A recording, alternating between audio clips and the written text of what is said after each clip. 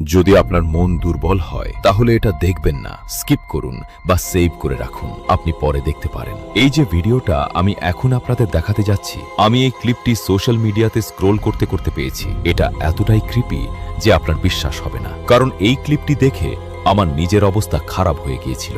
এই ভিডিওটি কোথাকার সেটা জানি না, কিন্তু ভিডিওটির পেছনের স্টোরি বলছি আপনাদেরকে। এই যে বাচ্চাটিকে দেখতে পাচ্ছেন ভিডিওতে, হঠাৎ বাচ্চাটি বাইরে অন্যান্য বাচ্চাদের সাথে খেলা বন্ধ করে দেয়। বাচ্চাটি কয়েকদিন ধরে আজব আজব ব্যবহার করে, যেমন বাড়িতে একা একা কারোর সাথে খেলছে, কারোর সাথে কথা বলছে।